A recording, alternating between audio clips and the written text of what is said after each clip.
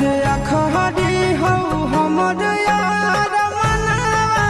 तो एक बेर बात कर लगे आगे सुना यारवा हो भरती पटनवा में आके मुलाकात कर लगे आगे सुना यारवा हो भरती पटनवा में आके मुलाकात कर लगे आगे चली जाइबौ छोड़ी के दुनिया विदाई अपने हाथ कर लगे आगे सुना यारवा हो भर